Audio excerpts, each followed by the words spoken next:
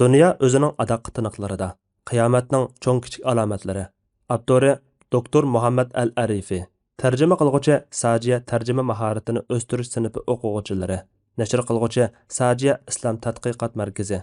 Muharriri Doktor Abdul Aziz Rahmatullah A9. Korrektori Abduvali Abliz Muhammad Barat. Lahiyaligüchi A Axun. İkinci, İsa alayhissalomning zaminga tushishi. İsa alayhissalom Alloh taolaning irodalik va muqarrab payg'ambarlarining qatoridan bo'lib, abid va solihligi bilan mashhur bo'lgan Maryamning o'g'lidir. Alloh taolaning qudrati bilan Maryamdan dadasiz tug'ilgan. Alloh taolo Maryam to'g'risida mundoq degan: Zakariya har qatim uning ibodatgohiga uni ko'rgili kirsa, uning yonida biror yemaklik uchirtadi. U: "Ey Maryam, bu sana qayerdan keldi?" deydi. Maryam: "U Alloh tarafidan keldi" deydi. Allah haqiqatan xalqan adamga japa mushaqqatsizla hisobsiz rizq berdi.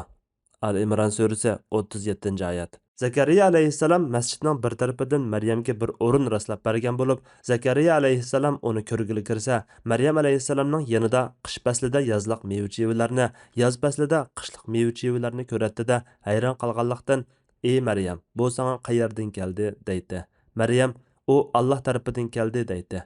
Allah haqiqatan xalqan adamga japa mushaqqatsizla hisobsiz rizq berdi deydi. Farishtalar aytdi: "Ey Maryam, Allah haqiqatan seni butun ayollar ichidan tanladi, seni pok qildi, seni butun jahon ayollaridan ortiq qildi.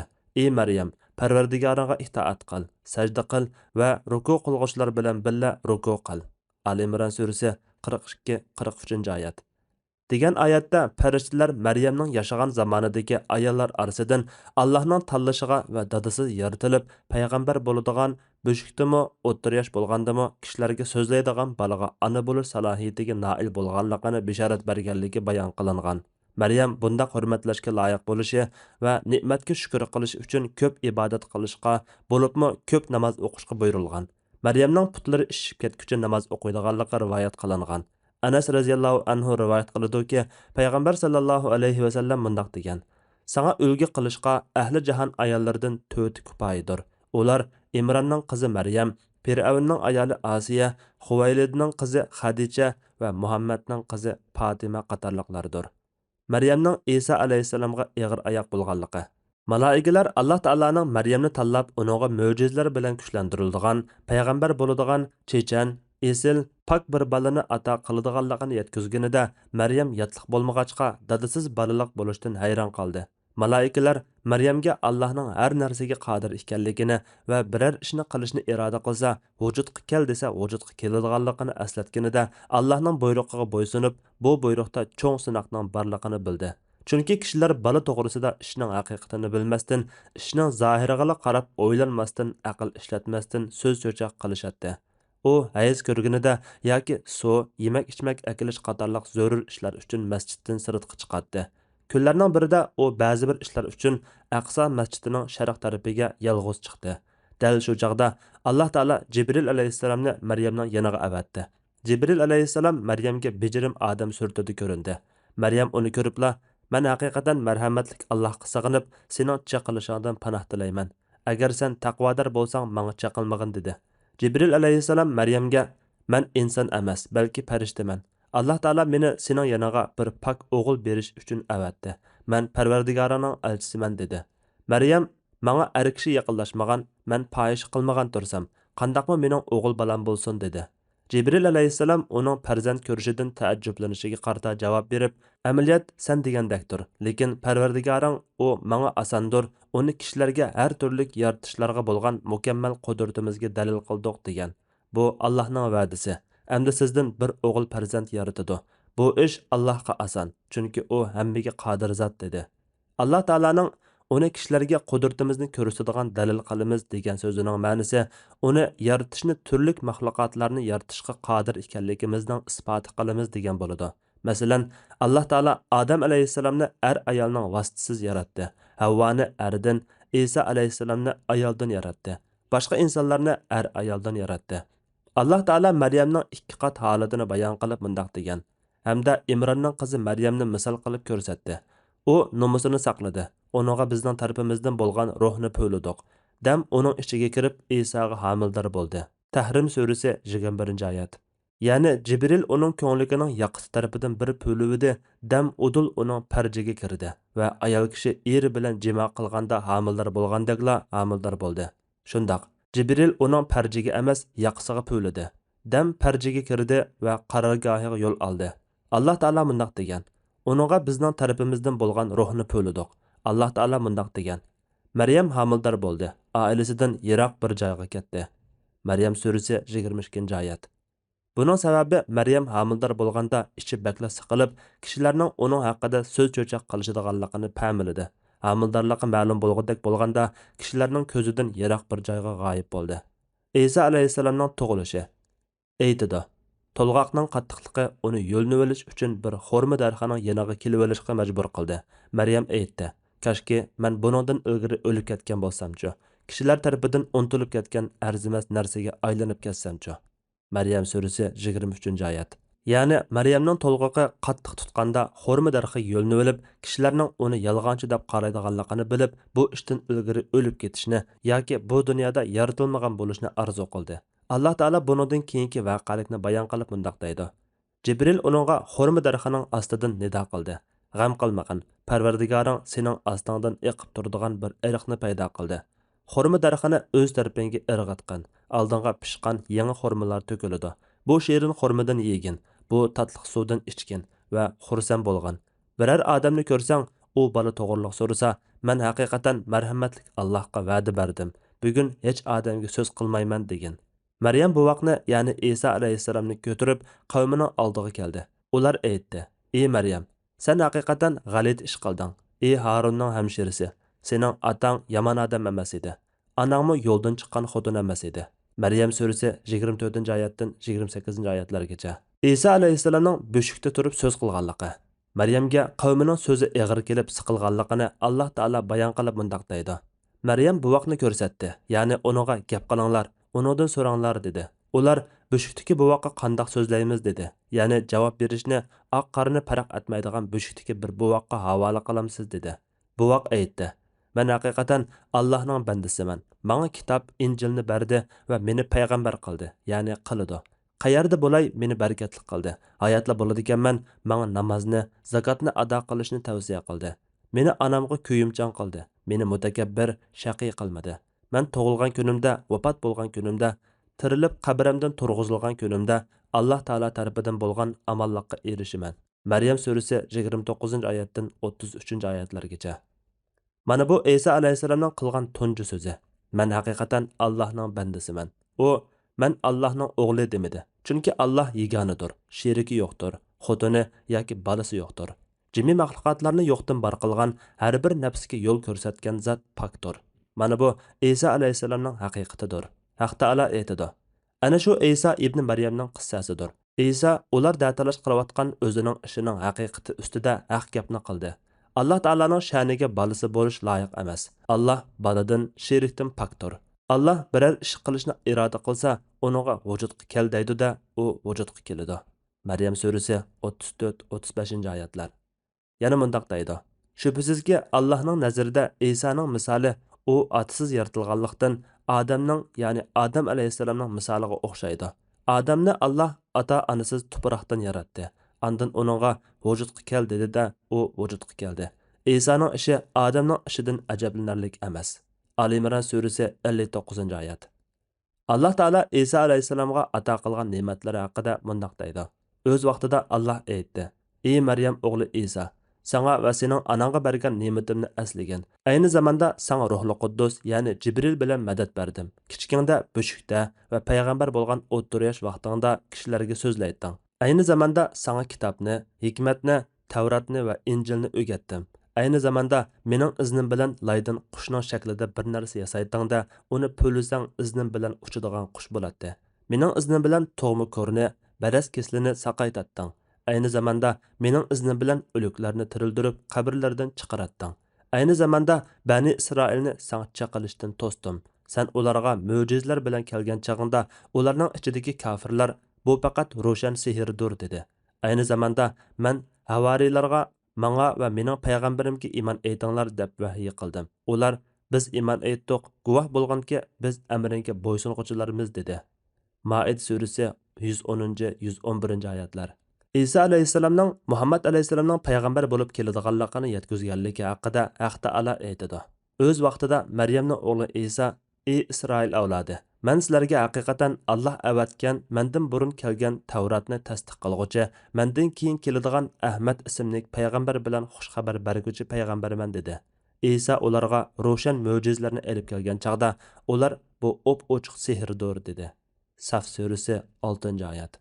Demak, İsa alayhissalom Bani Isroilning eng oxirgi payg'ambaridir. U Muhammad alayhissalom kelgan zamonda uni boshqalarning tunib u zotga ergashishi uchun uning sifatini alohida tilga olgan bo'lib, keyingilarning Muhammad alayhissalomga ergashishi to'g'risida mundaq degan: ular elchiga ummi, payg'ambarga, ya'ni Muhammad alayhissalomga ergashadi. Ular o'z ilkidagi Tavrat, Injillarda ularning sifatining yozilganligini ko'radi. U ularni yaxshi ish qilishga buyuradi, yomon ish qilishdan to'sadi. Ularga pak narsalarni halol qiladi, nopok narsalarni harom qiladi. Ularning ig'ir yukini yeniklatadi. Ularni silingan taqoq, ko'zi kishilardan bo'shatadi. Ya'ni ularga yuklangan ig'ir vazifalarni elib tashlaydi. Uninga iymon etganlar, uni hurmatlaganlar, uniga yordam berganlar, uniga nozil qilingan nur, ya'ni Qur'onga ergashuvchilar baxtga erishguchilardir. A'rof surasi 157-oyat.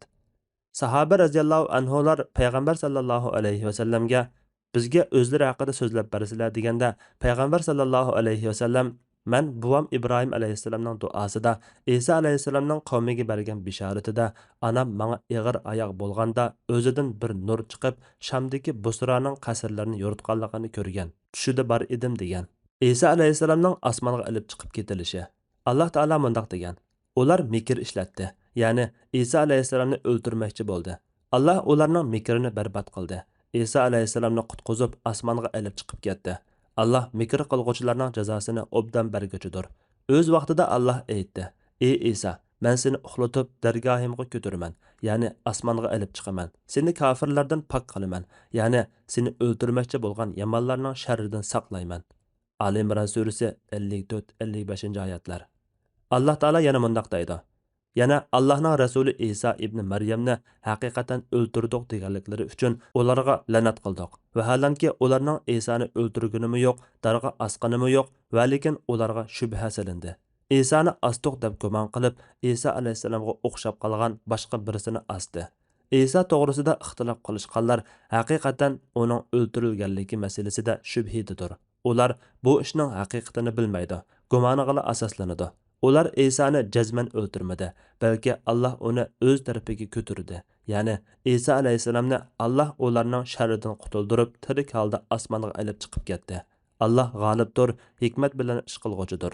Ahli kitobdan, ya'ni Yahudilar va Nasoralardan har qanday jon uzish oldida uningga, ya'ni İsa'ning haq payg'ambarligi va Allohning bandasi ekanligiga iymon etadi.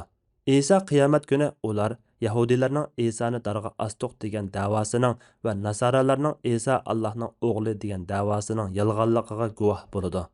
Niso surasi 157-oyatdan 159-oyatlargacha. Demak, Alloh taolo yuqorqi oyatlarida İsa alayhissalomni uyqu bilan vafot topqizgandan keyin osmonga olib chiqib ketganligi, shu zamondagi kofir podshohlarning biriga İsa alayhissalomni chiqib qo'yib, uningga ziyonkashlik qilmoqchi bo'lgan yahudiylardan qutqizganligidan xabar berdi. Darvaqa shu chaqda kofir podshoh İsa alayhissalomni o'ldirishga, darga esishga buyruq qiladi. Andan ular uni Baytul Muqaddasning hovlisida qo'rishib oladi. Ular uning qashig'iga kirganda Alloh ularning ko'z oldida İsa alayhissalomni Baytul Muqaddasning temadagi bir to'nlikdan osmonga olib chiqib ketadi va uning yanida bo'lgan hamrohlardan bir yoshni İsa alayhissalomning surtida qilib qo'yadi. Padişahning avatgan odamlar kirib, İsa alayhissalomning surtiga o'xshash qilib qo'yilgan yoshni ko'rib, uni İsa deb o'ylab qolib qo'lga oladi. Andan uni darga asadi. Xarlash uchun uning beshiga sho'g'i tikanlarni qo'yishidi. Shuningdan keyin İsa alayhissalom haqida bo'lib o'tgan ishni ko'rmagan nasoralar ammasi yahudiylarga bo'ysunadi. Shu sababdan nasoralar nihoyat qattiq azidi. Alloh taolo bu ishlarni xabar berib mundaq deydi: Ahli kitobdan, ya'ni yahudiylar va nasoralardan har qanday jon uzish oldida uningga, ya'ni İsa'ning haq payg'ambarligi va Allohning bandasi ekanligiga iymon etadi. İsa alayhissalom oxir zamonda qiyomat qoyim bo'lishdan ilgari zaminga cho'qim tushadi. cho'shqalarni o'ldirdi, kiristni chaqib tashlaydi, jizyani bekor qiladi. U faqat kishilardan islomni qabul qiladi. Isa alayhissalomning Masih deb atalishi. Masih ba'zida silag'uvchi, surtguchi degan ma'noda, yana ba'zida silang'uvchi, surtilguchi degan ma'noda keladi. Isa alayhissalomning Masih deb atalishi balki mundaq sabablardan bo'lishi mumkin. U biror meyitni silab qo'ysa saqayib ketadi. Bu shundoq atilish sababidagi kuchli qarashdir. Ba'zilar u surtilgan degan ma'noda, chunki u may surtilgan holda tug'ilgan degan. Ba'zilar Zakariya alayhissalom uni silab qo'ygan degan. Ba'zilar u zaminni silgan, ya'ni butun zaminni sayohat qilib cho'rgilagan degan. Ba'zilar uning putining tapanining o'ttirisi yo'q tubtiz edi degan. Ba'zilar u rostchil deganlik bo'ladi degan. Ular Isa alayhissalomni o'ldirgani yo'q. Isa alayhissalom o'lmadi, balki Alloh taolo uni o'z dargohiga elib chiqib ketdi. Bu vaqtda kelgan ba'zi oyatlarni kishilar to'g'ri tushunolmay qoladi. Tuvandagi oyatlar shularning jumlasidan. 1. إذ قال الله يا عيسى إني متوفيك ورافعك إلي ومطهرك من الذين كفروا. Öz vaqtida Allah aytdi: "Ey İsa, men seni uxlatib dargohimga ko'taraman, ya'ni osmonga elib chiqaman. Seni kofirlardan pok qilaman, ya'ni seni o'ldirmoqchi bo'lgan yomonlarning sharridan saqlayman." Ali Imron surasi 55-oyat. 2. Bu oyatdagi inni mutawaffikaning ma'nosi mutawaffi degan so'z at-tawaffa dan kelib chiqqan bo'lib, Allohu yatawaffal anfusa hina mautiha wallati lam tamut fi manamiha. Allah insonlar o'ladigan chaqlarida ularning jonlarini oladi. Uyqusida o'lmaganlarning jonlarini oladi. O'limga hukm qilingan, ya'ni ajri yetganlarning jonlarini tutib qolib, qolganlarning jonlarini muayyan vaqtgacha, ya'ni ajri yetguncha qo'yib beradi. Zumar surasi 42-oyat. Va huvallazi yatawaffakum bil-layl. Allah sizlarni kechasi uxlatadi degan oyatlarda kelganidek, uxlatish degan ma'noda, o'lim degan ma'noda emas. 3. Yana bir qarashda inni mutawaffika ning ma'nosi men seni o'zim tarafga olaman, qo'limga olaman deganlik bo'lib, arablar palonchidan qarzini topshirib oldi deganni tawaffa fulanun daynahu min fulanin deydi. Bu ikki qarashni birlashtirib tushunishga bo'ladi. 4. Va in min ahlil kitabi illa la yu'minanna bihi qabla mawtihi va yawmal qiyamati yakunu alayhim shahida. Ahli kitobdan, ya'ni Yahudilar va Nasoralardan har qanday jon uzish oldida uningga, ya'ni Isoning haq payg'ambarligi va Allohning bandasi ekanligiga iymon etadi. Isa qiyomat kuni ular Yahudilarning Isoni darg'a asdiq degan da'vosining va Nasoralarning Isa Allohning o'g'li degan da'vosining yolg'onligiga guvoh bo'ladi. Nisa surasi 159-oyat. Bu oyatdagi qabla mavtihining ma'nosi İsa alayhissalom o'lish oldida yoki jon uzishdan burun deganlik bo'lib, ya'ni oxir zamonda İsa alayhissalom tushgandan keyin u o'lishdan burun ahli kitobdan hech kim qolmay uniga iymon etadi. Chunki İsa alayhissalom faqat islomni qabul qiladi. Shu chaqdagi har bir kofir uning tiniqini yedlishi bilan o'ladi. 6. Ba'zilar qabla mavtihini ahli kitobdan har qanday o'lishdan burun deb tafsirlagan. Ya'ni ahli kitobdan har qandayga o'lim kelsa, uningga Isa alayhissalomning Allohning bandasi, payg'ambar va inson ekanligi, uning iloh emasligi ro'shan bo'ladi-da Isa alayhissalomga o'lishdan burun iymon etadi. Halbuki bu iymonning uningga foydasi bo'lmaydi. Chunki jon halqumga yetganda tavba qabul qilinmaydi. Savol: Isa alayhissalom bilan boshqa payg'ambarlar o'rtasida nima farq bor? Payg'ambar sallallohu alayhi vasallam payg'ambarlar o'z qabrlarida tirikdir degandek, boshqa payg'ambarlarmi tirik emasmi? Javob: Osmonga olib chiqib ketilgan Isa alayhissalomning hayoti tan va ruh jihatdan haqiqiy hayotdir. Boshqa payg'ambarlarning hayoti bo'lsa, xos bir turlik barzax, qabr hayotidir. Lekin Isa alayhissalom o'lmadi, qabriga kirmadi. U teni va ruhi bilan osmonda, Allohning dargohida. Ammo boshqa payg'ambarlar bo'lsa, o'lim sakratini o'z ko'zi bilan ko'rib, jonlari tanlardan ayrilgan hamda ular qabrlarda maxsus hayotga ega bo'lgan. Isa alayhissalomning tushadiganligi to'g'risidagi dalillar. Yuqorida Alloh taolaning Isa alayhissalomni Yahudilar o'ldirish uchun kelganda o'z dargohiga elib chiqib ketganligi bayon qilingan bo'lib, shar'iy dalillar uning oxir zamonda tushadiganligini, uning tushadiganligi qiyomatning alomatlaridan biri ekanligini bildirdi. Uning oxir zamonda tushadiganligi haqidagi dalillar ko'p bo'lib, tuvandagilar ularning jumlasidan. Qur'ondan dalillar. Haq taolo aytadi: Qur'onda Maryamning o'g'li, ya'ni Isa alayhissalom misol keltirilsa, nagahan sening qavming xushalliqdan suran salishib ketadi. Ular bizning ilohlarimiz yaxshimi yoki Isami dedi. Ular bu misolni faqat husumat qilish uchun keltirdi, balki ular jidalxo'r qavmdir. U, ya'ni Isa, nasoralar gumon qilgandek iloh yoki ilohning o'g'li emas, faqat payg'ambarlik ne'matimizga erishgan bir bandadir. Uni biz Isroil avlodiga Allohning qudratini ko'rsatadigan bir dalil qildik.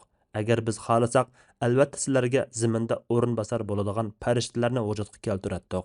U, ya'ni Isa, albatta qiyomat yaqinlashganligining alomatidir. Uningga, ya'ni qiyomatga shak keltirmanglar. Ey Muhammad, ularga aytqinki, menga ergishinglar, bu to'g'ri yo'ldir. Zuhruf surasi 57-oyatdan 61-oyatlargacha. 1. Bu oyatdagi va innahu la'ilmun lis-sa'ah ning ma'nosi Isa alayhissalom albatta qiyomat yaqinlashganligining alomatidir deganligidir. Yana bir qiroatda la'alamun deb o'qilgan, ya'ni yaqinlashganligining belgisi va isboti. 2. Ibn Abbas radhiyallohu anhuma mundaq degan. Bu oyatdagi va innahu la'alamun lis-sa'ah deganning ma'nosi qiyomat kunidan burun Isa alayhissalomning tushadiganligi qiyomatning bir alomatidir. İmam Tabari mundaq degan. Uning ma'nosi Isa alayhissalomning tushishi kishilar qiyomatning kelganligini biladigan bir alomatdir. Chunki uning tushishi qiyomatning alomatlaridandir. Uning zaminga tushishi dunyoning yo'qoladiganligining va oxiratning keladiganligining dalilidir. Alloh taolo yana mundaq deydi.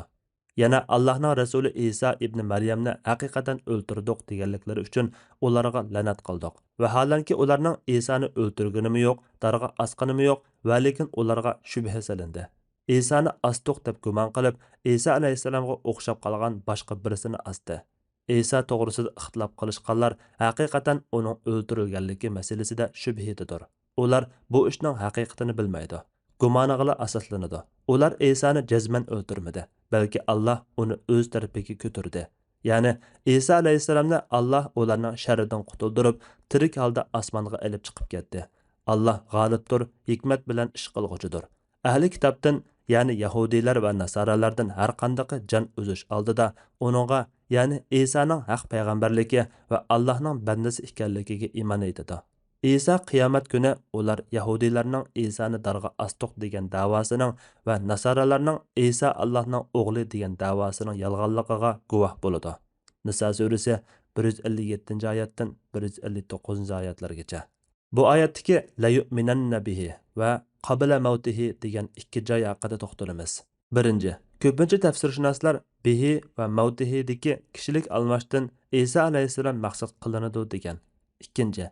Va in min ahlil kitabi illa la yu'minanna bihi qabla mavtihi degan oyat haqida Abu Malik Isa alayhissalom tushganda ahli kitobdan hech kim qolmay uniga iymon etadi degan.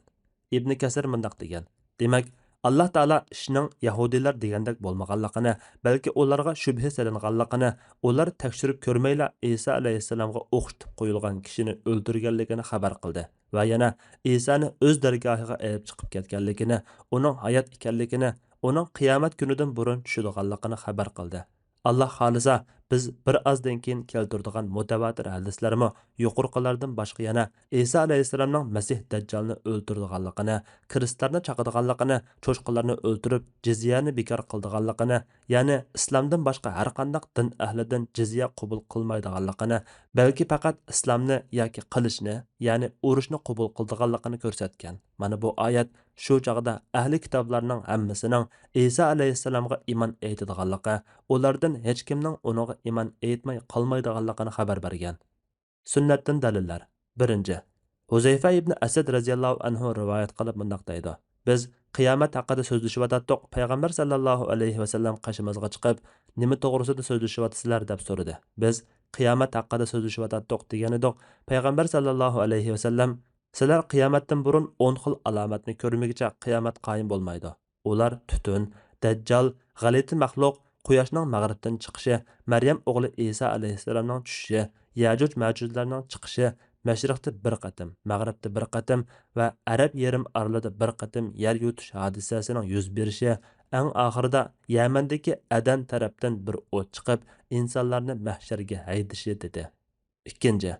Abu Hurayra radhiyallohu anhu rivoyat qiladi-ki, payg'ambar sallallohu alayhi va sallam mundaq degan: Jinim ilkida bo'lgan zat Allohning nomi bilan qasamki, Maryam o'g'li Isoning adil hukmron bo'lib tushishiga oz qoldi. U tushganda Kristni chiqib tashlaydi, to'nguzni o'ldirdi, jizyani amaldan qoldirdi. Hech qanday kofirdan jizya qabul qilmaydi. Mal dunyo ko'payib ketib, zakot yoki sadaqa qabul qiladigan hech kim topilmay qoladi. Hatto u chaqda qilinadigan bir sajda dunyo va dunyodagi barcha narsalardan yaxshiroq bo'ladi. Yana bir rivoyatda Alloh bilan qasamki, Maryam o'g'li Isa cho'qim adil hukmron bo'lib tushidi. Kristlarni chiqib tashlaydi, to'ng'izlarni o'ldirdi, jizyani amaldan qoldirdi. O chaqda mol-mulk ko'payib ketganlikdan arablarning nazaridagi eng esil yosh tishi tugular tashlanib qoladi. Uninga hech kim qiziqmaydi. Qiyomatning ansizliklari dastidan dushmanlik, o'chmanlik va hasadxo'rlik bo'lmaydi. Mal dunyoni elishga chaqirsa, qabul qiladigan hech kim chiqmaydi. Hadisning ma'nosi: Kristni chiqib tashlaydi. Krist tunishliq narsa bo'lib, u nasoralarning simvoli. Nasoralar Isa alayhissalomni Kristga eslib Nasoralar Isa alayhissalomni Kristga esilib o'ldirilgan deb da'vo qilishidi. To'ng'izni o'ldirdi. To'ng'iz hammamizga tunishliq hayvon bo'lib, islomda yeyish harom qilingan.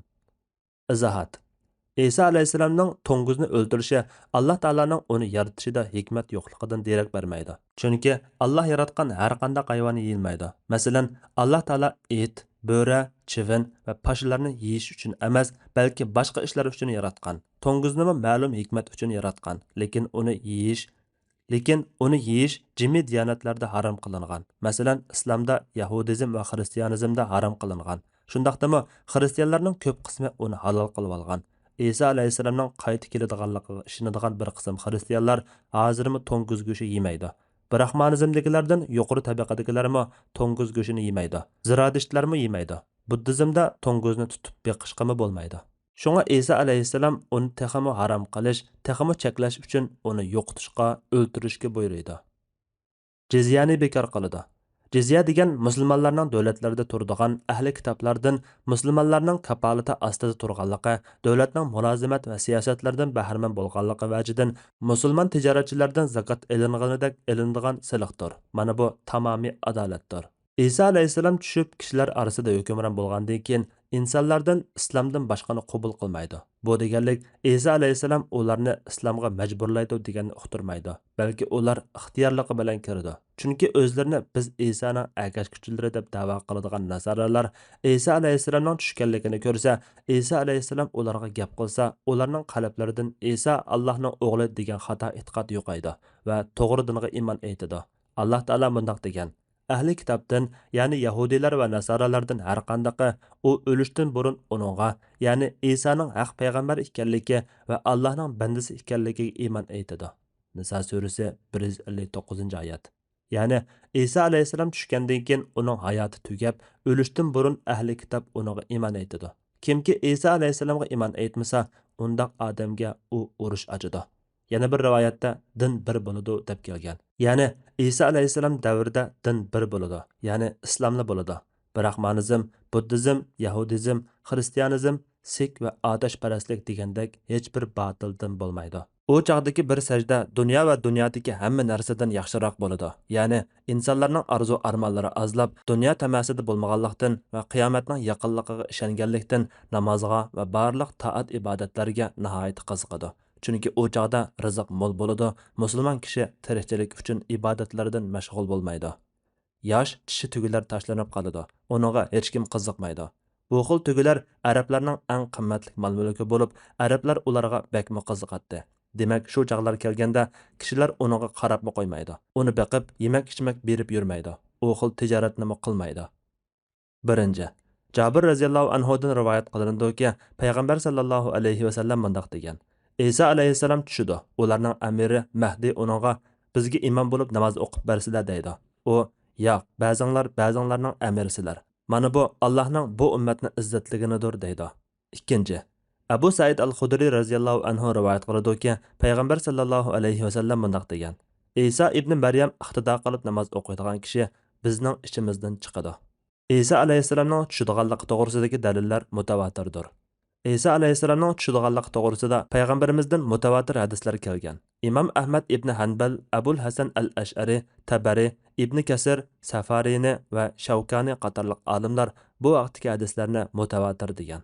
ibn Kasir İsa alayhissalomning tushadiganligi to'g'risidagi hadislar ustida to'xtalib mundoq degan: bular payg'ambar sallallohu alayhi vasallamdan kelgan mutavatir hadislar bo'lib, ularda İsa alayhissalomning qanday shaklda naga tushadiganligi, uning Shamga yoki Shamning Damashqdagi sharqiy munorining yoniga bomdod namoziga takbir aytilayotganda tushadiganligi, Sahihul Buxoriy va Sahihul Muslimda tilga ilinganda to'ng'izlarni o'ltirdiganligi, kiristni sundirdiganligi, jizyani bekor qildiganligi, islomdan boshqasini qabul qilmaydiganligi ko'rsatilgan. Mana bular payg'ambarimizning xabari, qarori va shar'itidir. Shu zamondagi yuqorqi ishlarda Isoga berilgan ruxsatdir. Shu vaqtda kishilarning illat nuqsonlari tugab, ko'ngillaridan shak shubhalar yo'qaydi. Shu jihatdan hamma kishilar Iso alayhisalomga ergashganlikdan uning turtkisida islomga kiradi. Shunga Alloh taolo ahli kitobdan, ya'ni yahudiylar va nasaralardan har qanday jon o'zish oldida uningga, ya'ni Isoning haq payg'ambarligi va Allohning bandasi ekanligiga iymon etadi. İsa qiyomat kuni ular, ya'ni yahudiylarning Isoni darg'a asdiq degan da'vosining va nasaralarning Isa Allohning o'g'li degan da'vosining yolg'onligiga guvoh bo'ladi. Nisa surasi 159-oyat. Bu oyat Allohning buni so'ziga o'xshaydi. U, ya'ni Isa albatta qiyomat yaqinlashganligining alomatidir. Zuhruf surasi 61-oyat. Ya'ni qiyomatning yaqinlashganligining alomati va dalilidir. Chunki Isa alayhissalom Dajjal chiqqandan keyin tushadi. Allah Taala Dajjalni uning qo'li orqali o'ldirdi. Allah u tushgan kunlarda Yajuj Majujlarni chiqardi. Allah Isa alayhissalomning duosining barakatidan ularni halok qildi. Islom ummati Isa alayhissalomning tushishi qiyomatning shaksiz yuz beradigan alomatlardan biri ekanligiga birlikka kelgan hamda bu to'g'risida so'zi e'tiborga ilinmaydigan intayin az bir qism kishilardan boshqa hech kim ixtilof qilmagan. Savol: İsa alayhissalom Muhammad alayhissalomning shariati bilan tushamdi yoki yangi shariat bilan tushamdi? Javob: Safariyni İsa alayhissalomning zamon oxirida tushishi to'g'risida mundoq degan: İsa alayhissalomning tushishi to'g'risida butun ummat birlikka kelgan. So'zi e'tiborga ilinmaydigan faylasuf, dinsiz kishilardan boshqa shariat ahlidan hech kim qarshi fikrda bo'lmagan. Garchi İsa alayhissalomning o'z nomi bilan atalgan shariati bo'lsa-mu, osmondan tushgan vaqtda yangi shariat bilan tushmasdan, balki Muhammad alayhissalomning shariati bilan tushib, shu shariat bilan hukm qildiganligiga butun islom ummati ijmoga kelgan. Siddiq Hasanxon mundoq degan: İsa alayhissalomning tushadiganligi to'g'risida hadislar ko'p bo'lib, Imom Shavkani sahih, hasan va boshqa hadislar bilan zaifligi yo'qoladigan zaif hadislardan 29 hadisni tilga olgan. U hadislarning ba'zilari Dajjal to'g'risidagi hadislarda, yana ba'zilari Mahdi to'g'risidagi hadislarda tilga ilingan. Bularga yana sahoba kiramlardan kelgan so'zlar ham qo'shiladi. Chunki bu masalada ijtihodga o'rin bo'lmaganlik uchun, garchi sahobalarning so'zi hadis bo'lsa-mu, hukm jihatda hadis deb e'tiborga ilinmaydi. Andin Imom Shavkani yuqorida biz bayon qilgan hadis asarlarining yig'indisi mutavatir darajasiga yetadi. Ko'p kitob o'qiydiganlar buni bilmay qolmaydi degan. Shayx Ahmad Shokir mundoq degan: İsa alayhissalomning zamon oxirida tushishi payg'ambar sallallohu alayhi vasallamdan u to'g'risida sahih xabarlar kelganligi uchun musulmonlar ixtilof qilishmagan masalalarning jumlasidandir. Shu sababdan bu masala inkor qilgan odam mu'min hisoblanmaydigan darajaga yetib boradigan aqida masalalar qatoridan bo'ladi.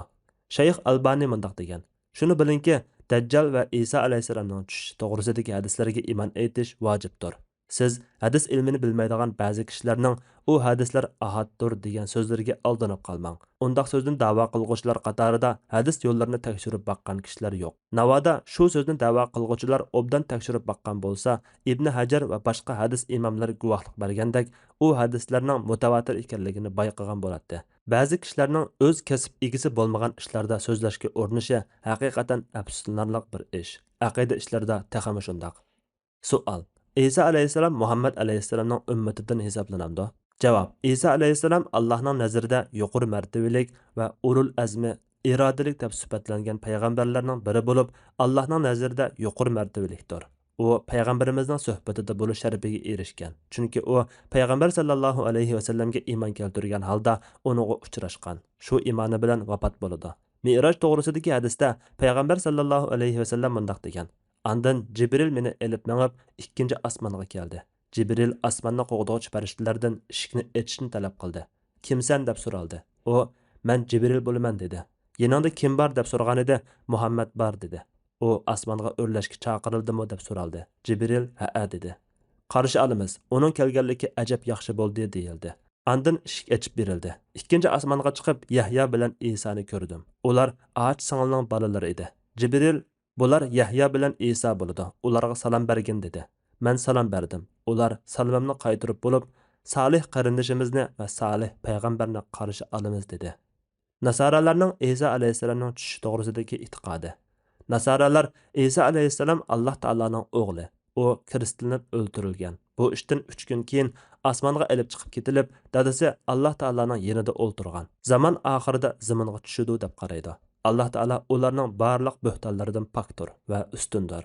Biz ilgari Isoning kiristlanib o'ldirilmasdan osmonga olib chiqib ketilganligi, lekin Nasaralarning Isoning suratiga o'xshatib qo'yilgan boshqa birini kiristlab o'ldirganligini so'zlab bo'lgan. Ahli kitob ikki masih bor degan qarashga birlikka kelgan. Birinchi, Davud alayhissalomning avlodidan bo'lgan to'g'ri yo'ldagi masih bo'lib, u Isa alayhissalomdir. Azg'un masih, ahli kitoblar u Yusuf alayhissalomning avlodidan bo'lib, masih dajjaldir degan. Nasaralarning Isa alayhissalom to'g'risidagi e'tiqodi musulmonlarning e'tiqodiga bir necha jihatdan o'xshamaydi. Nasaralar Isa alayhissalomni Allohning o'g'li deb e'tiqod qiladi. Bu e'tiqod xato e'tiqoddir. To'g'risi bo'lsa, Isa alayhissalom inson bo'lib, Allohning bandasi va elchisi deb e'tiqod qilishdir. Nasaralar, Yahudilar Isa alayhissalomni kiristlab o'ldirdi deb qaraydi. Bu e'tiqodmi xatodir. To'g'risi bo'lsa, Yahudilarning Isa alayhissalomni kiristlab o'ldirmaganligidir. Nasaralar Isa alayhissalom kiristlanib 3 kundan keyin osmonga olib chiqib ketilgan deb e'tiqod qiladi. Bu e'tiqodmi ham xatodir. To'g'risi, u kiristlanmasdan, o'ldirilmasdan osmonga olib chiqib ketilgan. İsa alayhissalom tushadigan zamonda yuz beradigan ahvollar. Musulmonlar Nasaralar bilan bo'ladigan cho'ng jang uchun yo'lga chiqib, Konstantinpolni fath qilib, uni Nasaralarning qo'lidan qaytarib oladi.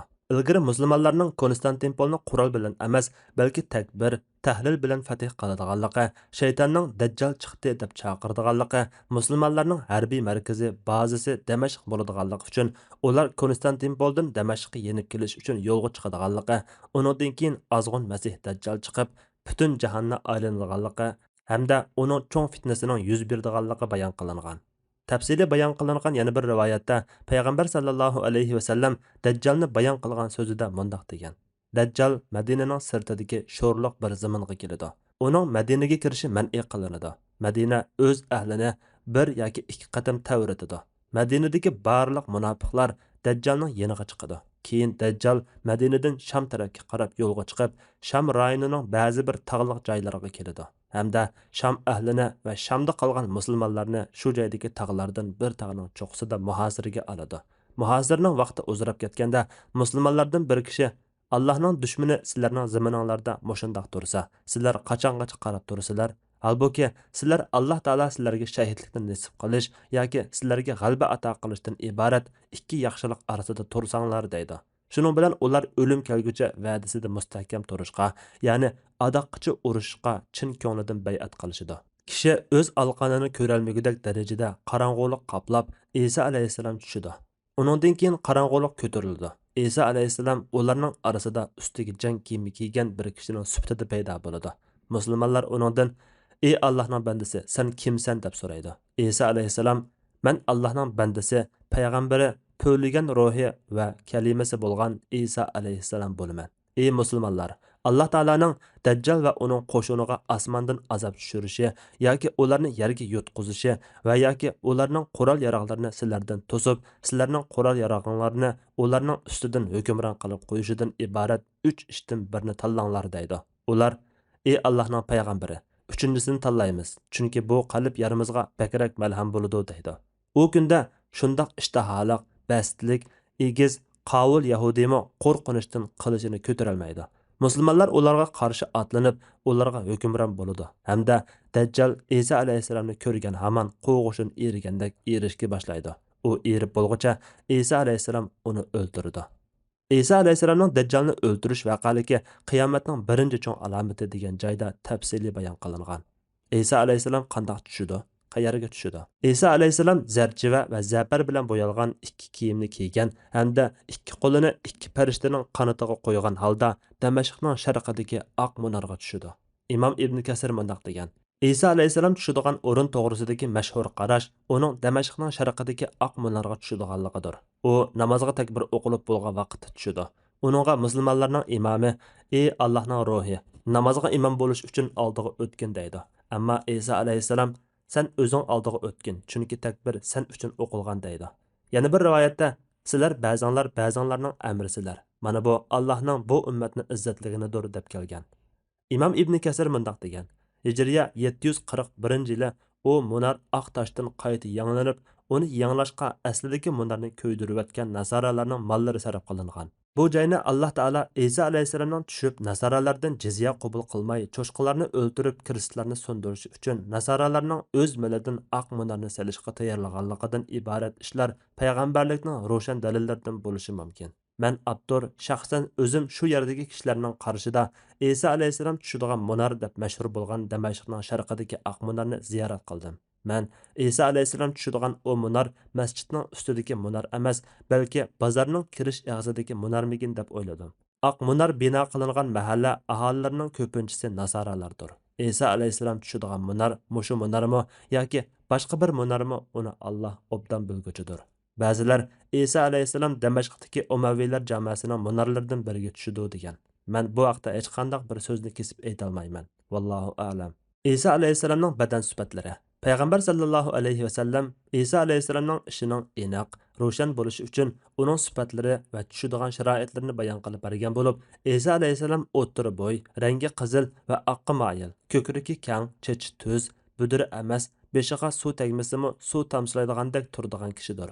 Abu Hurayra radhiyallohu anhu rivoyat qiladi-ki, payg'ambar sallallohu alayhi va sallam men Isro kechasi osmonga olib chiqilganimda Musa va Isa alayhissalomlar bilan ko'rishdim degan. Hamda Isa alayhissalomni sifatlab, u o'ttir bo'y, teni qizg'uvchiroq, xuddi halila munchidan chiqqandek parqirab turadigan pokiz kishi edi degan.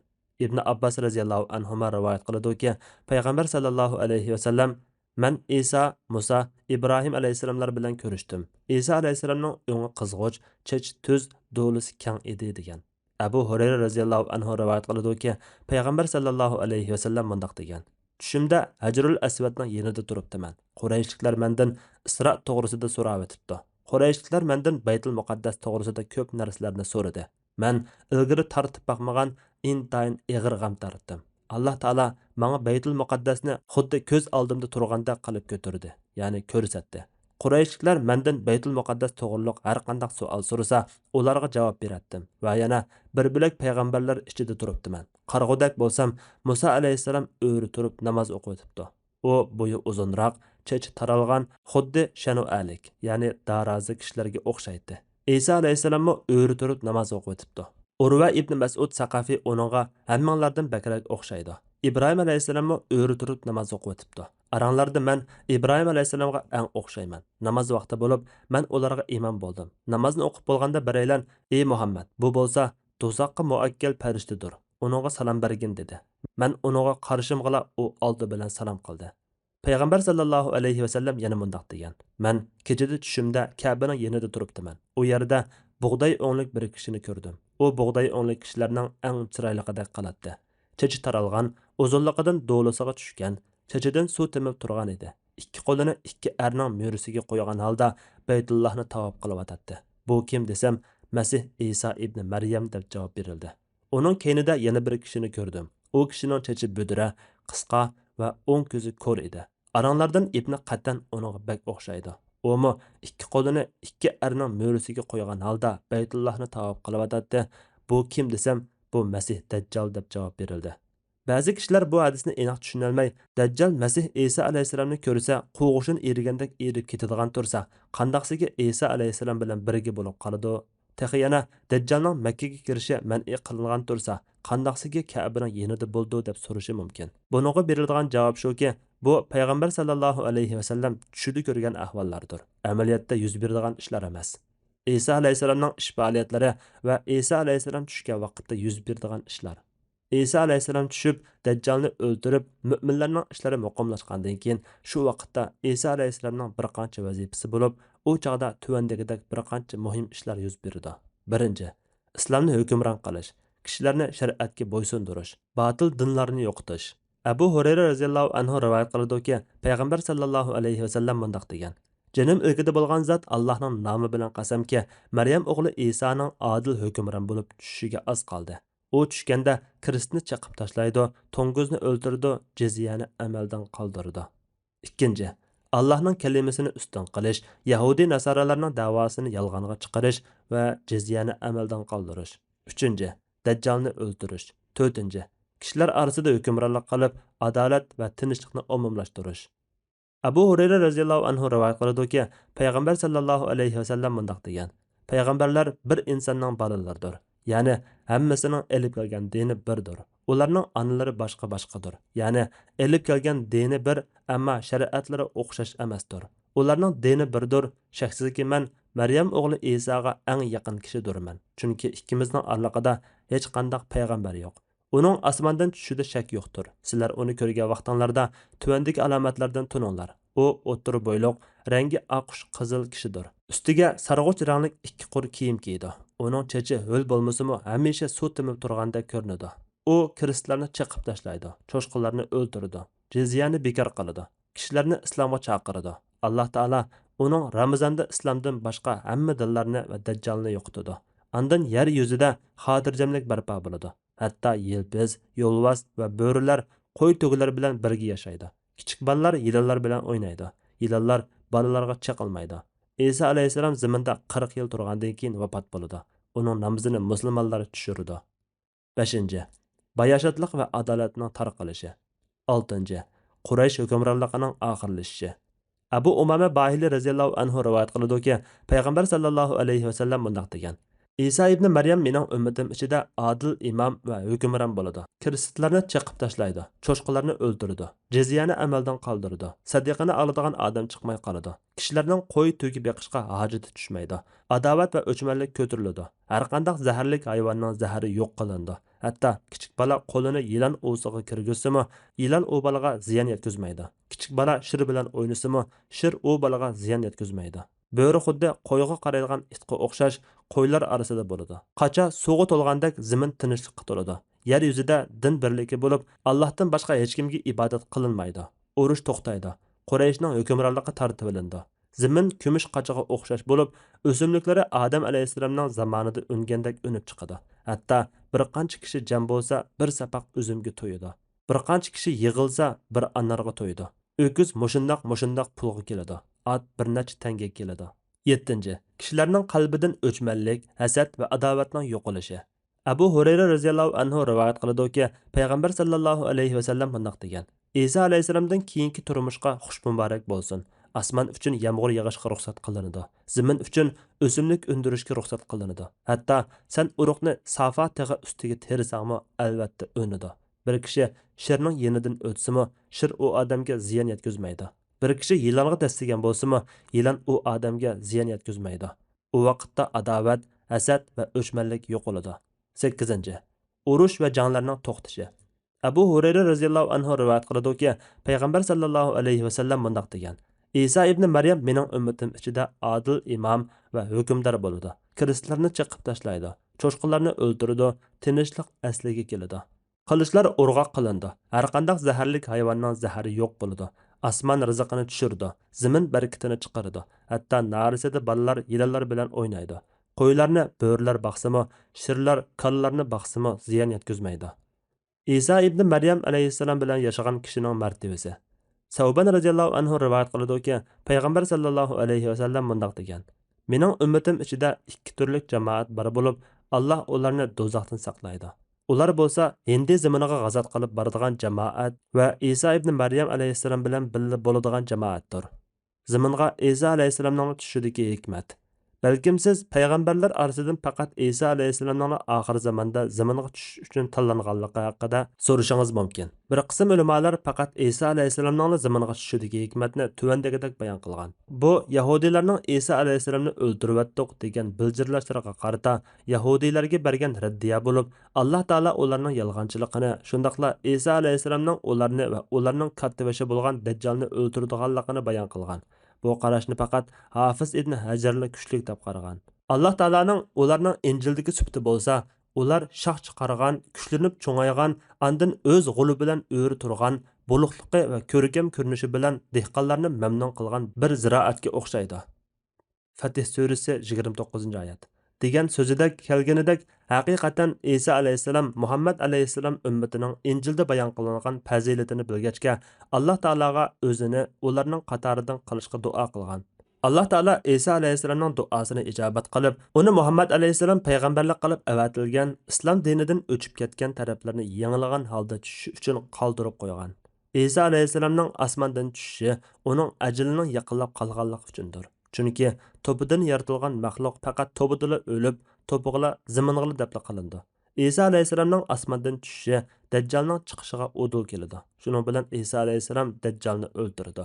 Haqiqatan İsa alayhissalom tushib nasoralarni yolg'onga chiqardi. Nasoralarning İsa alayhissalom Allohning o'g'li degan so'zining yolg'onligi oshkora bo'ladi. Shu vaqtda islomdan boshqa barliq dinlar halok bo'ladi. İsa alayhissalom Kristni chaqib tashlaydi, cho'shqini o'ldirdi, jizyani amaldan qoldirdi. İsa alayhissalom bilan Muhammad alayhissalomning o'rtasida bir turlik bog'lanish bor. Payg'ambar sallallohu alayhi vasallam bunday degan: "Men İsa ibn Maryamga kishilarning eng yaqinroqidirman, chunki men bilan uning orasida hech bir payg'ambar yo'q." Demak, Payg'ambar sallallohu alayhi vasallam İsa alayhissalomga kishilarning eng xosroqi va eng yaqinroqidir. İsa alayhissalom Muhammad alayhissalomning o'zidan keyin keladigan payg'ambar ekanligi bilan bishorat bergan. Shundaqla Muhammad alayhissalomni tasdiqlashga va iymon keltirishga chaqirgan. Bu vaqtda Haq taolo aytdi: "O'z vaqtida Maryam o'g'li İsa, ey Isroil avlodi, men sizlarga haqiqatan Alloh avatgan, mendan burun kelgan Tavratni tasdiq qilguvchi, mendan keyin keladigan Ahmad ismli payg'ambar bilan xush xabar berguvchi payg'ambarman" dedi. İsa ularga ro'shan mo'jizlarni elib kelgan chaqda ular bu o'p-ochiq sehrdir dedi. Bir hadisda sahobalar: "Ey Rasululloh, bizga o'zlari haqida xabar bersizlar" deganda payg'ambar sallallohu alayhi vasallam: "Men buvam Ibrohim alayhissalomning duosi va qarindishim İsa alayhissalomning bishoratidirman" deb javob bergan. Payg'ambar sallallohu alayhi vasallamning bizdan İsa alayhissalomga o'zining salomini yetkazishimizni talab qilganligi. Abu Hurayra radhiyallohu anhu rivoyat qilib bunday deydi: Payg'ambar sallallohu alayhi vasallam pat arada İsa ibn Maryam alayhissalom ziminga tushib, adil imom va hukmron bo'ladi. Cho'shqini o'ldirdi, Kristni chiqib tashlaydi va din bir bo'ladi. Ya'ni islom dinida bo'ladi. Sizlar uninga Rasulullohdan, ya'ni mendan salom danglar va salom yetkazinglar. U meni tasdiqlaydi degan. Abu Hurayradan bu hadisni rivoyat qilgan kishi bunday degan: Abu Hurayra sakratga tushib qolgan chaqda uninga Madinadan salom yetkazinglar degan edi. Yana bir rivoyatda Ibn Hurayra radhiyallohu anhu payg'ambar sallallohu alayhi vasallamning bunday deganligini rivoyat qilgan: "Men umrimning uzun bo'lib İsa ibn Maryamga uchrashishni umid qilman. Agar men vafot bo'lib ketsam, sizlardan kim uningga uchrasha olsa, uningga madin salom yetkazib qo'ysin." İsa alayhissalomning zaminga tushganidan keyin zaminda turish muddati. İsa alayhissalom zaminda 40 yil turdi. Kishilar bayoshatlik, tinchlik va adolat ichida yashaydi. Bu mazmunni Abu Hurayra radhiyallohu anhuning tuvandagi hadisi ko'rsatib berdi. Payg'ambar sallallohu alayhi vasallam bunday degan: "Payg'ambarlar bir insonning bolalaridir. Ularning onalari boshqa-boshqadir, ammo dini birdir. Shaksizki, men Maryam o'g'li İsa'ga eng yaqin kishidirman. Chunki ikkimizning oraliqida hech qanday payg'ambar yo'q. Uning osmondan tushishida shak yo'qdir. Sizlar uni ko'rgan vaqtinglarda tuvandagi alomatlardan tuninglar.